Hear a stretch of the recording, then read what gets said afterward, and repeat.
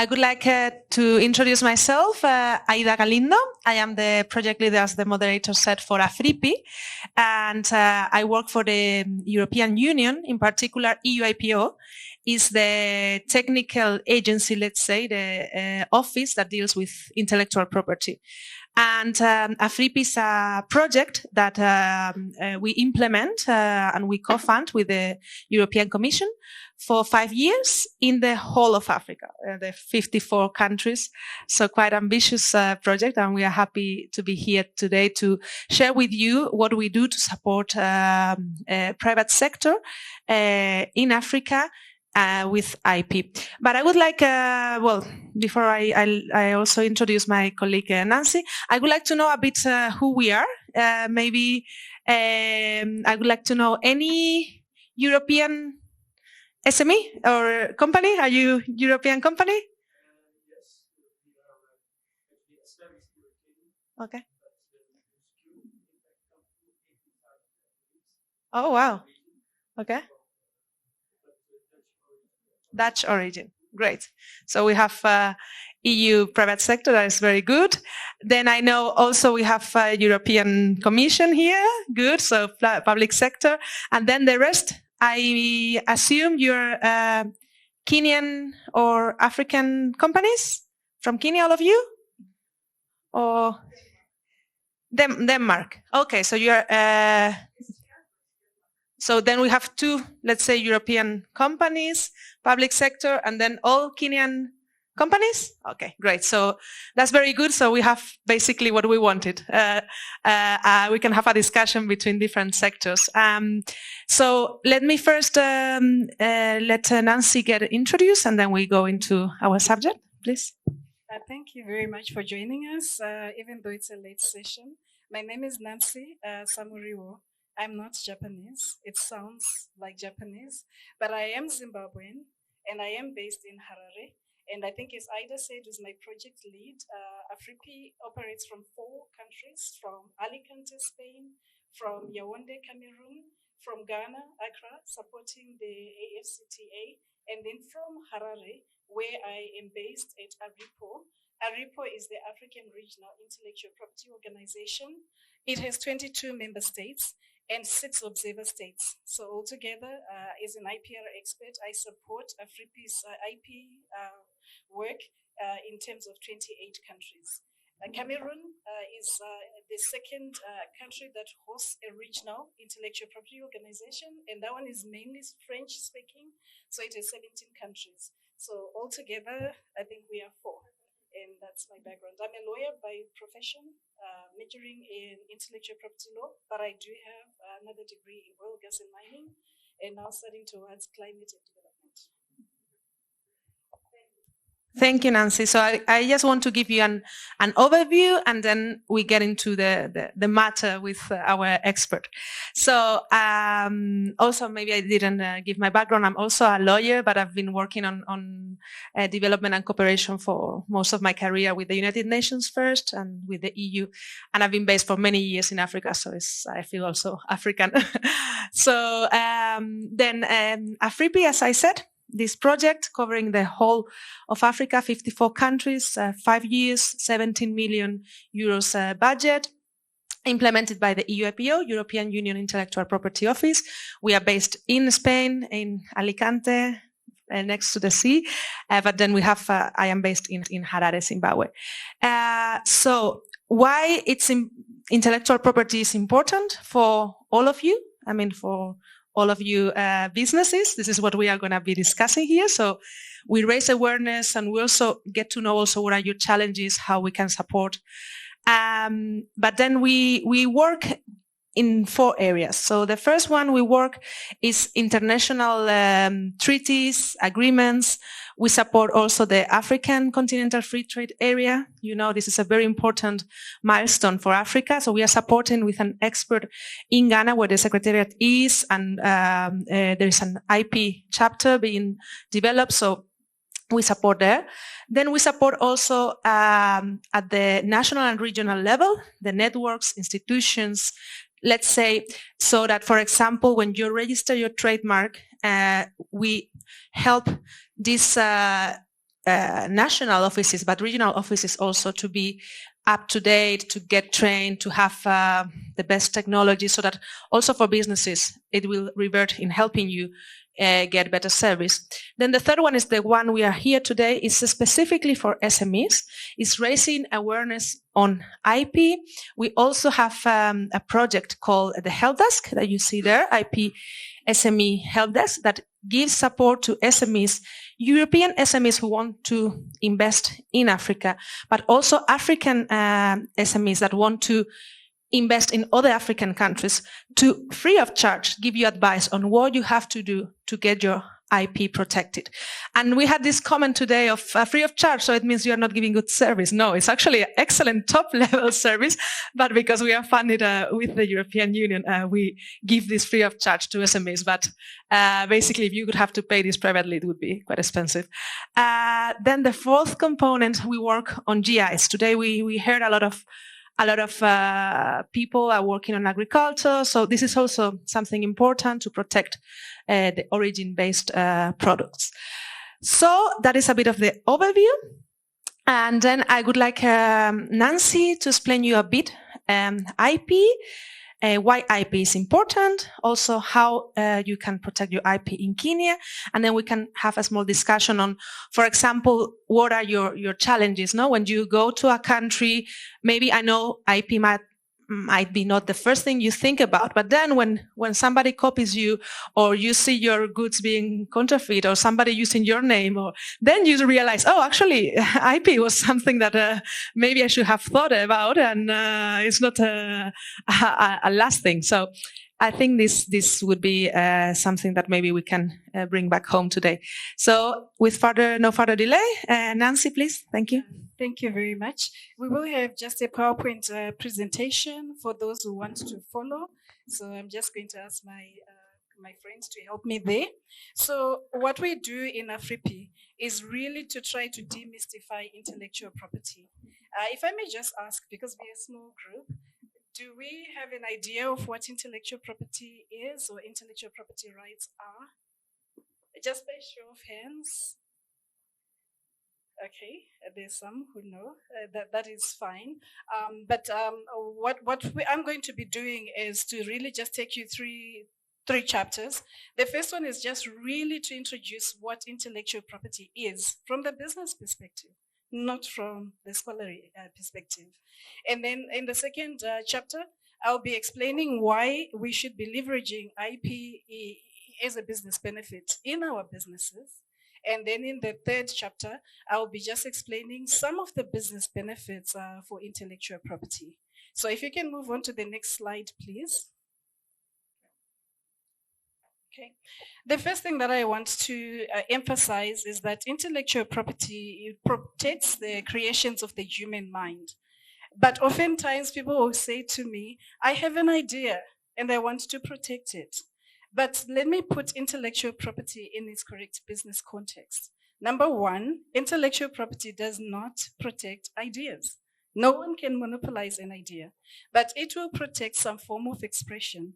So it means apart from an idea, you have added that thing so that at least there is some kind of mental work that has gone there. That's what it will do. Secondly, some people criticize intellectual property and they say, but you're creating monopolies. Well, and how does that work with competition? Because we're all in business, isn't it? To compete with the next business competitor so that we get an edge. But you find that intellectual property rights are meant to exist and coexist with competition within a framework of what you can do and what you can't do. Say, for instance, you're looking at a trademark. Common one, Coca-Cola. It simply means there's so many colas out there. Pepsi is a cola, Coca-Cola is a cola, and heaven knows how many other colas. But when we are competing, I can't call mine Cola-Cola because it is very close to Coca-Cola. And I'm now overriding on the goodwill, reputation, or intellectual property rights that have accrued to Coca-Cola. So if you're going into business, and this is, I think, where our proposition is, we should not think of intellectual property after we've gone into business. We should be thinking of intellectual property rights before we go into business, before we go into Africa. I used to do work for a big American cosmetic company, and their golden rule was business follows the protection of intellectual property rights. And I think that is quite important. And then if you remember another brand, Inoxa. Inoxa says, first, do no harm. It doesn't say, do no harm first. It actually puts it in the active. First, do no harm. So the message that we try to convey is, first, think IP before you go anywhere else. Think of the business name. Think of the business model. Think of how you're going to be existing in that country. There are some trademarks which are offensive in some countries and they are not acceptable. For example, you might remember the old Olympics sign, which unfortunately is spelled Zion. I think it was 2015. And it caused a big hoo-ha because some people hadn't actually thought that it could have negative connotations in that jurisdiction. So these are small things that we often have to think. Your business name might mean something else in your language, but when it is transposed to another language, it might mean something totally different. Say my home country, for instance, Zimbabwe, I speak Shona. Shona is spelled and sounds exactly the same way as Japanese. So the way you pronounce Toyota is the same you pronounce it in Shona. So Tanaka, for instance, Tanaka Power in Japan means something totally different from what it means in my Shona language. So when you already come into Africa and you have put your own name, you then run the risk that you might have cultural negative connotations or political negative connotations. In my country, I think some people might remember my former president, Mugabe. He was known by the symbol of a cockerel, and then which is a chicken. So even if you wanted to have a business with a chicken, it was automatically deemed to be politically aligned to an establishment. But we all know that in politics, you either buy that vision or you don't. But we as business people, oftentimes we want to stay away from the political line. We simply want to get there, sell our products, get our money, and run, isn't it? So it is very important that we actually know how we can protect our rights and know the limitations that will exist in terms of competition. And so now I will just also explain a little bit about what forms of IP we have. I've put them in different forms. Just going back, the first one was it will protect inventions. Yesterday I was sitting next to someone. Well, please ask me to slow down if I'm speaking too fast because there's the dinner. But she was saying when you talk patents, utility models, inventions, I start thinking you want me to invent an aeroplane. Whereas when we're talking about innovation and invention, we are starting with something as simple as something that is new and novel. But the newness that we talk about is not always something that has never been seen. It might be a new way of doing things. So for example, we did have the camera from Kodak and the big cameras when we move around with them. Then we had a cell phone. But then when Apple came, they combined the camera and the cell phone. And then this was a new thing. But it doesn't mean to say that we didn't know what a camera was or we didn't know what a cell phone could do. But it's a new way. So for example, we were here today, we ate food, but how many of us went out to brush our teeth? How many of us moved with toothbrushes? So what would happen if you, madam, created something that is a shovel, like a fork, and then it has got a little button that you press, and out comes some toothpaste. On the other side comes a toothbrush, so that when you eat with your fork, you can fold it, and then suddenly you've got a toothbrush, and you no longer have to go to your hotel room and brush your teeth. That is the novelty that we talk about. So it's nothing big. Small steps, eventually we get to the innovations that we're talking about. And then we've got symbols, the trademarks that I was talking about. For a trademark to be protectable, there's just one way I've learned to say it. The trademark should answer, it should not be descriptive. So in other words, it shouldn't say, what am I? It should simply say, who am I? So if you say, what am I? And it can describe, then your trademark is descriptive. Or if it takes the shape of a container, then your trademark is weak and it cannot be registrable. So when we're talking of symbols, we are trying to connect an origin and a product. So that when we see, going back to the Coca-Cola example, so many colas in the market, you will know that if I get Coca-Cola or if a customer prefers Coca-Cola, there's an emotional attachment that they're expecting from this cola, and it's different from Pepsi. So that's why some people will be very strong, even when it comes to alcoholic beverages. I only drink this beer, and I don't drink that one. But they're all beers. They're all malted. But there is an emotional attachment or an expectation of quality that goes there.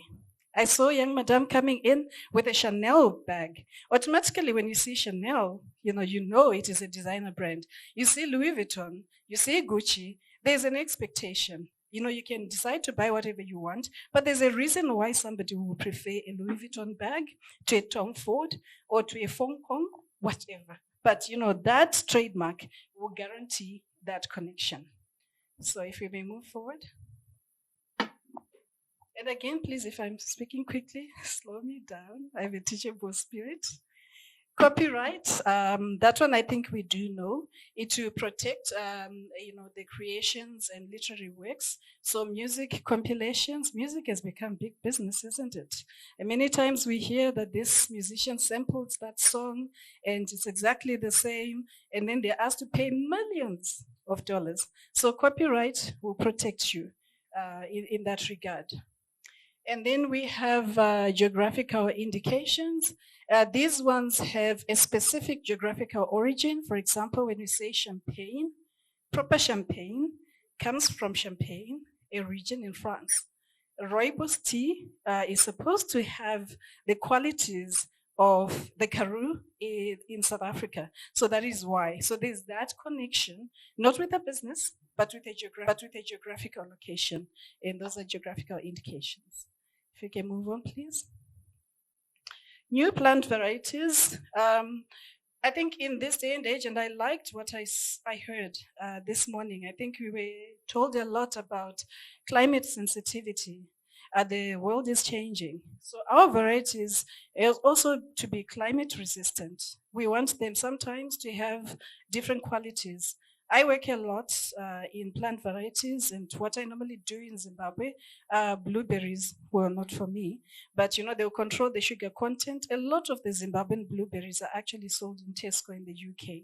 So some of them is the longevity of the plant, or the variety is resistant to disease, or it can fruit some more. Instead of just once, it will fruit 3-4 times. So you're trying to increase your yield per hectare, using as less water as possible, and the plant is as versatile and as strong and as immune to diseases as possible. So it is a form of intellectual property rights that we protect. Then trade secrets, these ones border between contractual rights and intellectual property rights. The most famous one being maybe the Coca-Cola, where people say we don't know it's not protected by patent, but it's protected by secret. We don't know. But then there are others. We go into a restaurant, they'll tell you that their sauce is a secret, and you don't know it's a secret recipe because it came from your.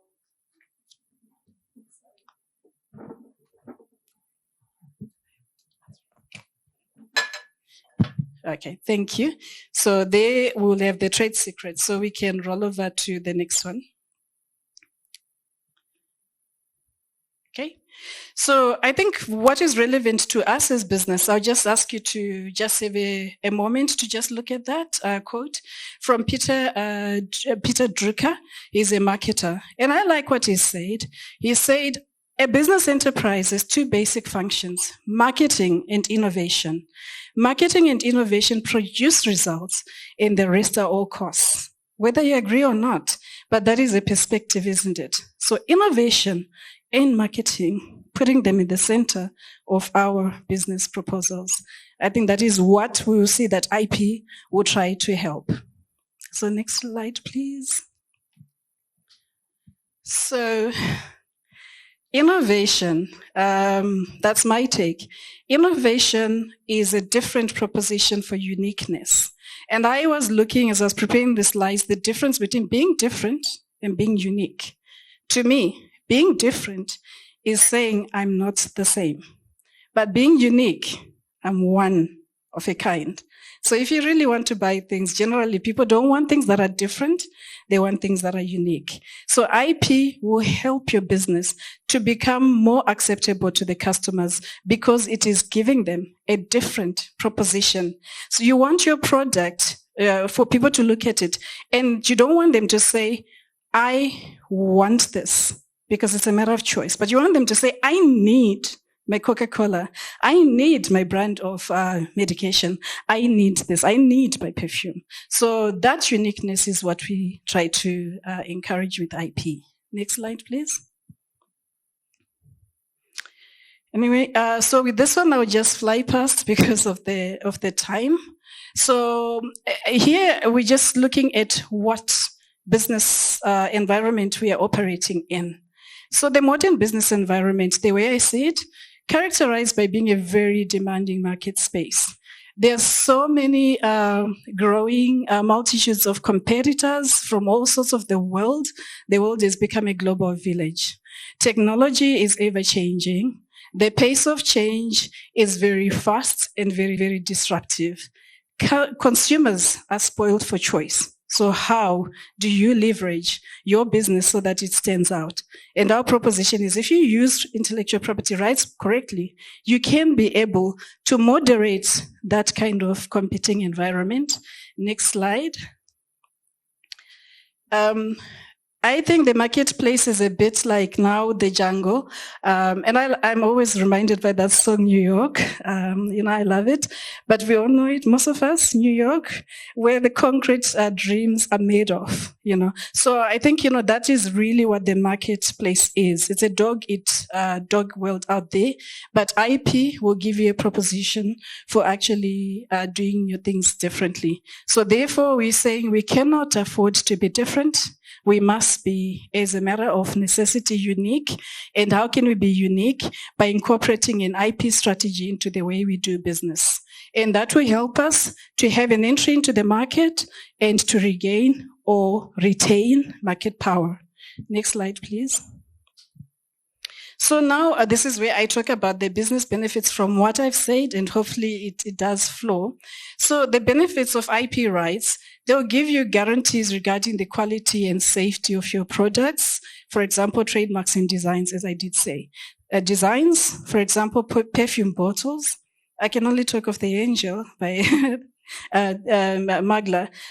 People see the star, you automatically know which brand you're buying. So that will help you to quickly have people picking your product rather than having to think. That is why you've seen that way we have the no trademark packaging for cigarettes. It has been very difficult because nobody just wants to pick a packet of cigarettes written cigarettes or orange juice written orange juice. You want a particular name. Trademarks can also assist as an identifier of origin to help improve customer bases, sales revenues, and those are trademarks. Collateral, I think today we're talking about SMEs not having the same capacity to access funding as established companies. But in some jurisdictions, if you've got your patent or if you've got your trademark, you can hypothecate them. So it means you can use them as security, and that will help you to have revenues. Alternatively, you can actually license your IP rights, and then you can also earn income from them. So next slide, please. So they can also assist you from infringing or from being infringed. Because when you've got a trademark right, you also want to keep competitors away, but you also want to make sure that you are not infringing anybody else's business, because if you're infringing, the costs can be quite astronomical. And then can also create additional incomes of revenue. I've spoken about that. Next slide. Okay, so I think it takes me to the end. I hope I didn't bore you too much, and I'll give back to Ida. But if you've got any questions at any point, please intervene. Thank you. Thank you, Nancy. Okay, that was very good. So basically, that's what I was saying at the beginning. For you to understand a bit why, when we talk about intellectual property, that matters for all of us, companies, businesses. That is not only something far away that doesn't touch us; it touches every one of us. So, as I said at the beginning of the session, we have the Africa IP SME Help Desk, where you can find materials for every country in Africa, where you can have a country fiche with how to protect your IP, how is the environment, everything. Then we also have you can directly make a query. Like, let's say right now we already got some queries. You can approach us, but also you have a phone number. It's in 5 languages. That is every day. Well, not weekends, but all weekdays from, I think, 8 a.m. to 6 p.m. You can call and be attended in English, French, Italian, German, and one else, it's 5, Portuguese, I think. Then to get like, okay, I have this doubt, and then they will take your doubt and give you an answer. Also, you can contact by email, or as I said, face to face. Then in addition, we do a lot of trainings, webinars. I mean, you can stay tuned of everything we are doing, and also even request. I mean, if there is something like, let's say, I don't know, you were saying Denmark, no?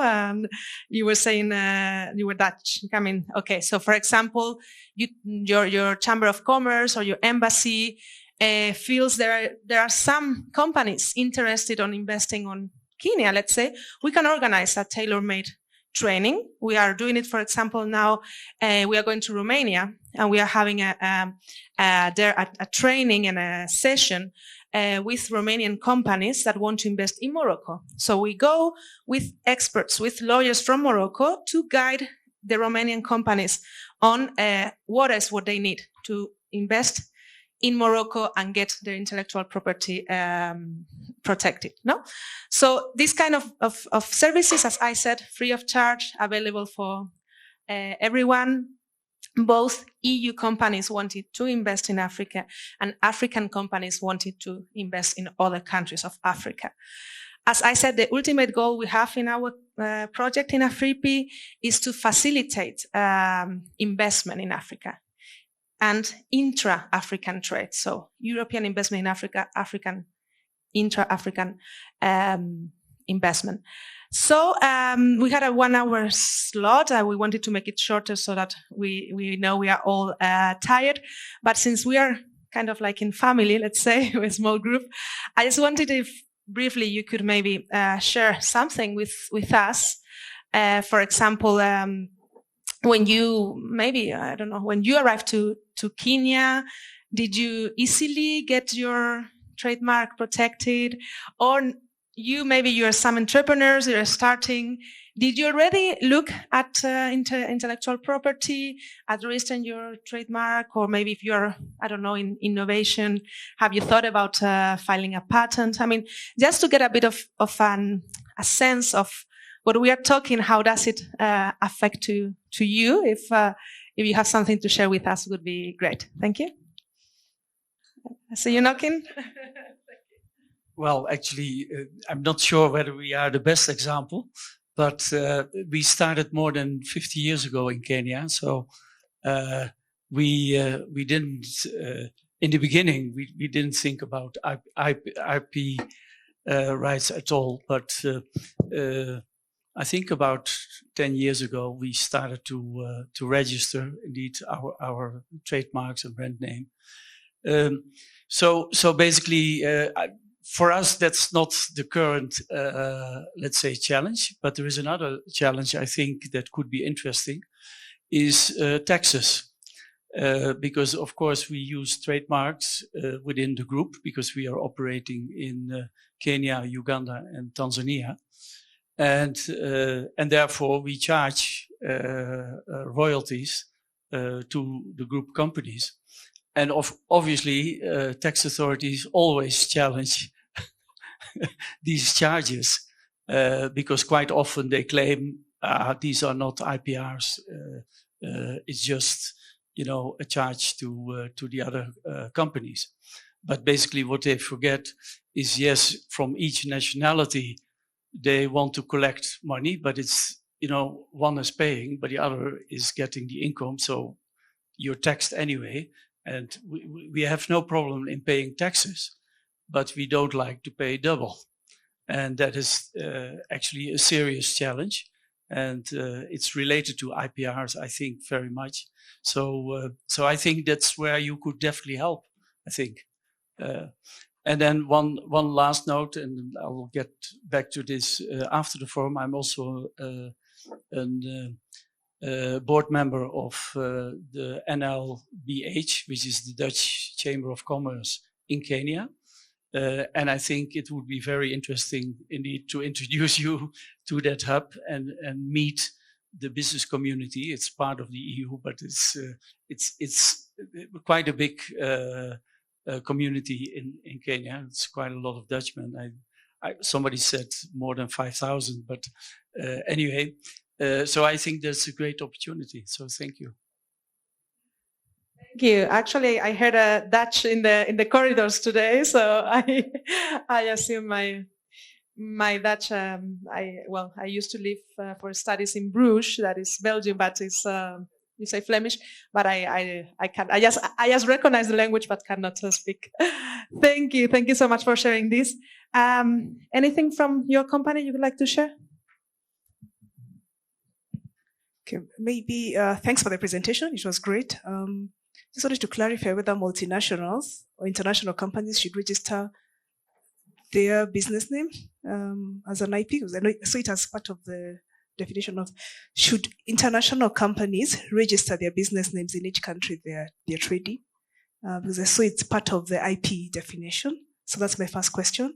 Second question is, how are you creating awareness and how can Kenyan SMEs reach out to you? There are very many programs that we run, that we manage as NIRAS. I work for NIRAS, I'm in charge of Africa. But then we worked a lot with the government of Kenya, for example, Ministry of Investment, Trade and Industry. We are managing programs like KIEP. I think you might know the Kenya Industry and Entrepreneurship Program. We were dealing with lots of startups and SMEs. Do those ones qualify to join this program? And I think the third area is we're also supporting Fin Partnership, with linking Finnish businesses to Kenyan businesses and also now across Africa, whether we can also tap into these services. Thank you. Thank you. Let me pass the word to Nancy about registration and those technical questions she was making. Thank you very much. The question about the business name, yes. An aspect of intellectual property rights is that they are territorial in nature. So you have to register in each country. But how you register to cover each country can either be done nationally, or it can be done regionally, or it can be done internationally. And I'll explain. If you're registering nationally, that means, for example, in Kenya, you can register the company name, say it's Total Energies now, before Total, and before, they change all the time, isn't it?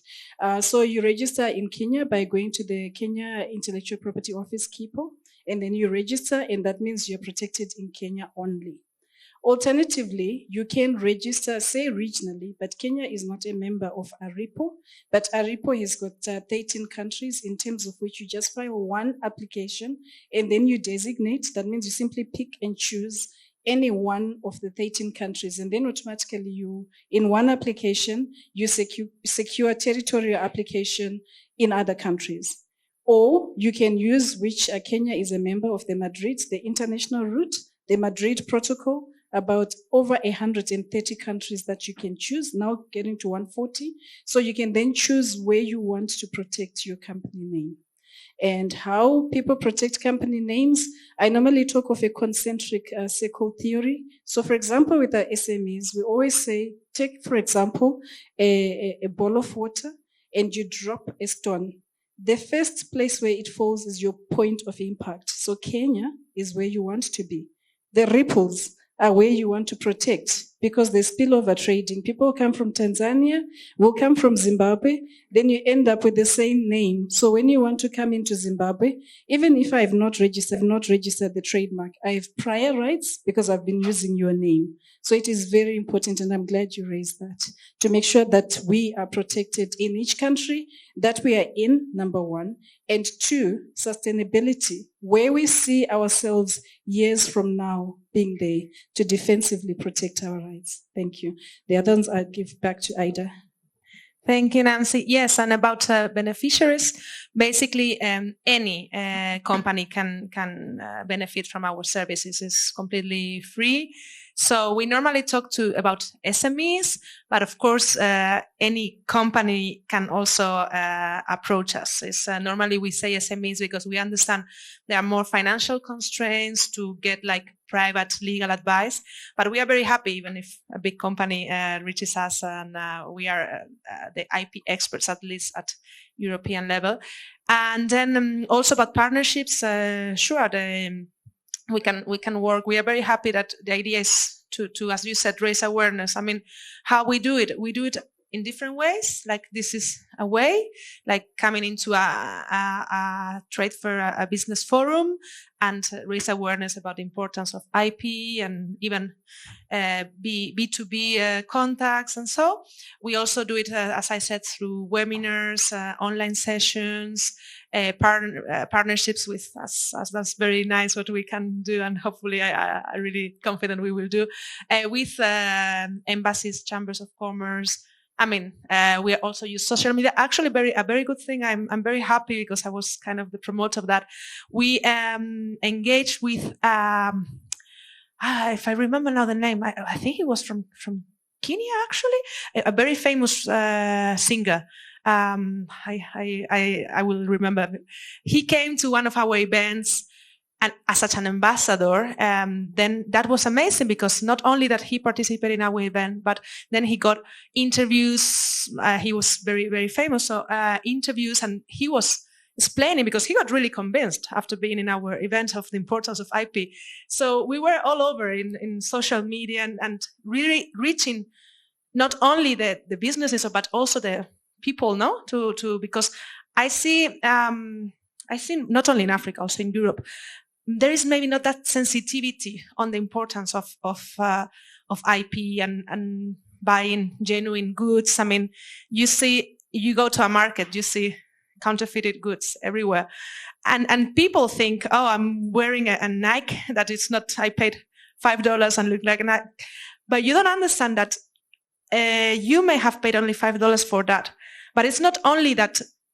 It doesn't, I'm not saying about Nike maybe, but any other designer or whatever, if they don't get a revenue of what they do, I mean, creativity will stop at some time because you invest your time to make something nice for the others. And if it gets copied, then why I should continue like building a brand, creating copyright, like music, why I should be creating if then anyone can copy me. So it's not only that, but also if you go to a pharmacy, and I know here is in Africa, unfortunately, the percentage of counterfeited fake medicines is very, very high.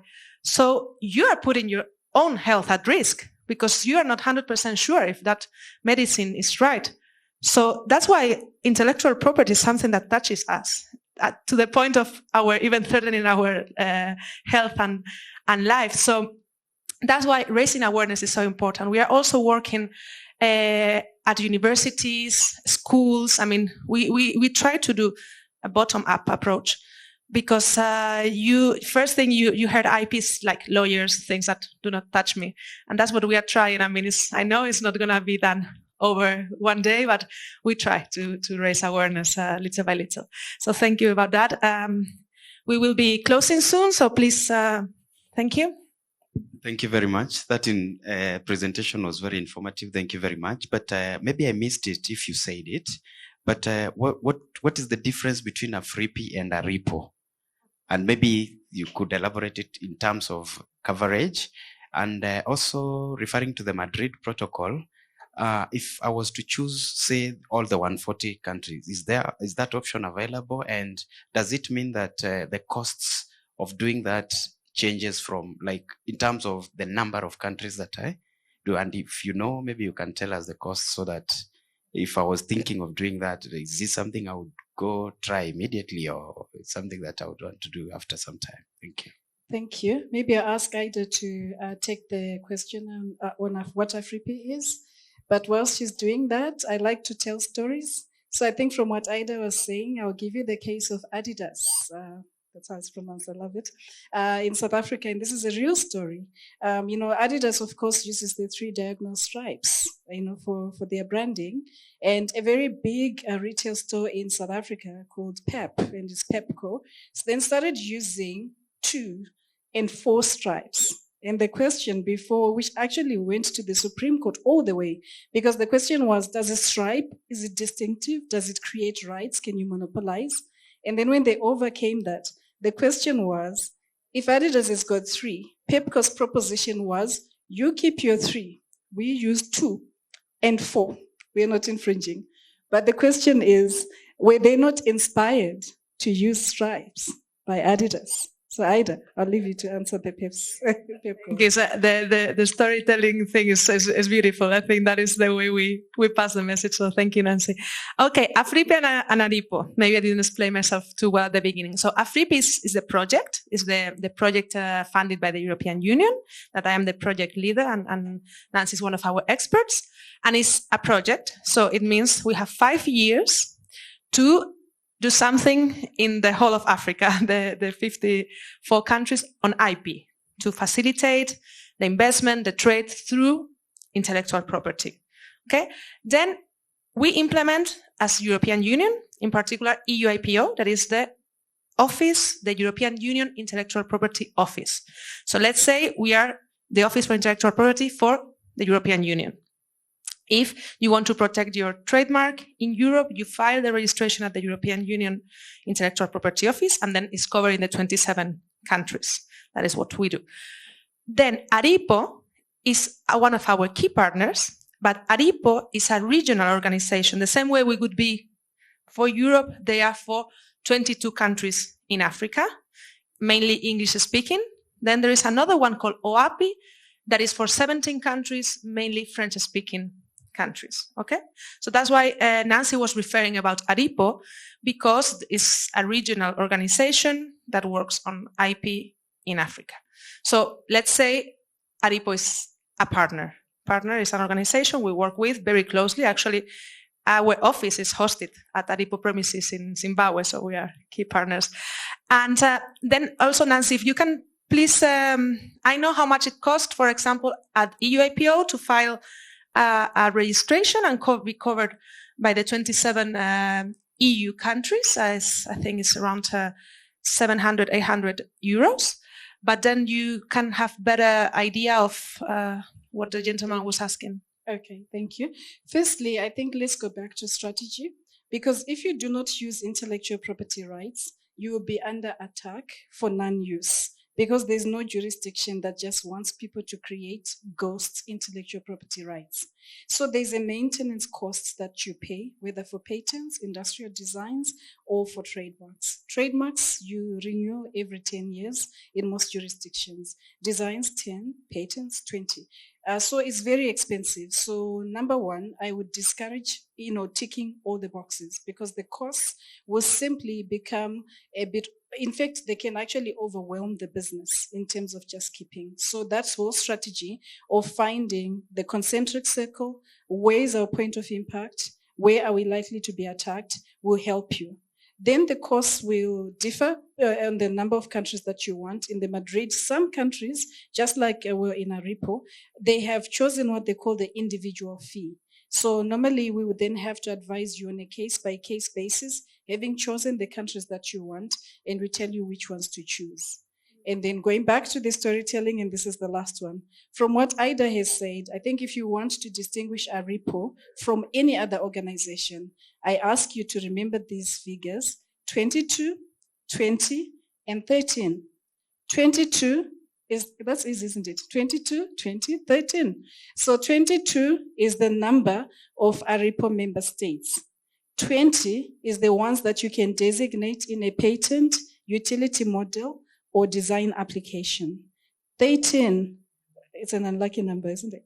It's not. It's the number of countries that you can designate in a trademark application. So I hope I've answered you. Thank you. Thank you. And I start listening to the music, so I think they're about to serve the cocktail, and we all deserve after this long day to toast. Let's toast when we meet now at the cocktail for IP, please. I will be very happy that we say for IP, for EU Kenya, for our longer future collaboration. So it's been a pleasure. You've been a great group. I really appreciate you've been with us, and I pass the floor to the moderator. Thank you. I think with that, I'd have nothing else to add, rather than to thank you for coming to the session today. It was a great presentation, so a round of applause to the two of them in terms of taking us through what intellectual property rights and innovation includes, as well as also looking at the different perspectives for you as a business to look into, as well as you can reach out to them for support in the different countries that they are keen to help you use intellectual property as a source of financing, or spoke about guarantee, as well as giving you a competitive advantage for your business. With that, it's 6 p.m. It's evening. Have a good night. See you tomorrow.